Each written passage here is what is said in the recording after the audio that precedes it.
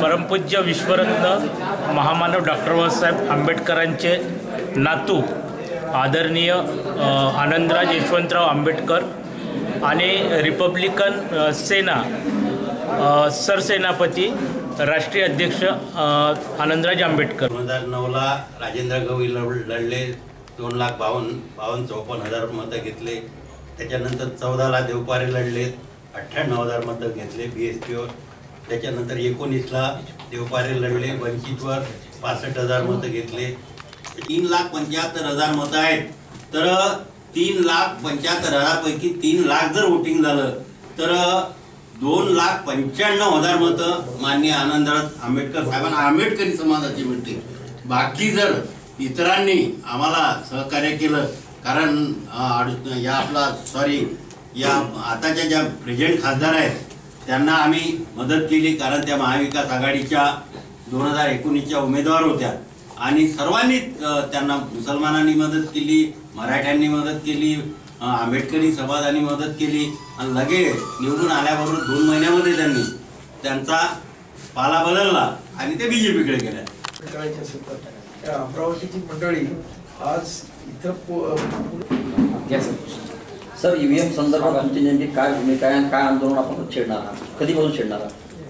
EVM संदर्भात आज जे जगातील प्रगत राष्ट्र आहेत, अमेरिका, जपान आपल्यापेक्षा कितीतरी दृष्टीनं तंत्रज्ञान प्रगत आहेत, तिथे सुद्धा बॅलेट पेपरवर वोटिंग होतं आणि त्यामुळे मतदाराने कोणाला मतदान केलं हे त्याला कळतं।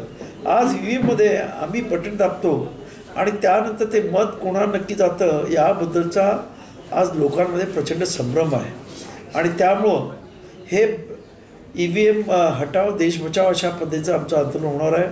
प्रत्येक राज्यामधल्या प्रत्येक जिल्ह्यामध्ये मोठा परिषदा घेऊन याच्या विरुद्ध जनमत तयार करण्याचा आमचा प्रयत्न आहे आणि याच्यातून मला पूर्ण खात्री आहे की या देशामध्ये आज जे काही सुप्रीम कोर्टामध्ये पण या ईव्हीएम संदर्भात अनेक म्हणजे PIL गेलेले आहेत आणि त्याचा पण लवकर रिझल्ट येईल अशी अपेक्षा आहे, कारण लोकशाहीचा खऱ्या अर्थानं जो आत्मा आहे तो म्हणजे मतदान आहे। कारण लोकांचं जे मत आहे त्याच्यावरती हे सरकार निवडलं जातं आणि जर हेच जे लोकांचं मत आहे ते जर अस्पष्ट असेल, त्याच्याबद्दल जर संभ्रम असेल तर ते ग्राह्य धरलं जाऊ नये, एक साधा कॉमन सेन्स आहे आणि त्यासाठी म्हणून ईव्हीएम हटाव देश बचाव आणि बॅलेट पेपरवर हे वोटिंग झालं पाहिजे अशी आमची मागणी असणार आहे। सगळे लहान सहान पक्ष जे आहेत ते ईव्हीएम हटावची मागणी करतात, मात्र देशातला जो काँग्रेस सगळ्यात मोठा पक्ष आहे तो अजूनही पुढे प्रभावीपणे किंवा प्रखरपणे या ईव्हीएमला विरोध करताना दिसत नाही। त्याचा म्हणजे ते नाजूक जागेवरचं ते दुखणं झालेलं आहे, कारण त्यांनीच ईव्हीएम आणलेलं आहे, त्यामुळे त्यांना त्याच्याविरुद्ध मला वाटतं स्पष्ट बोलता येत नाही असं मला वाटतं आहे।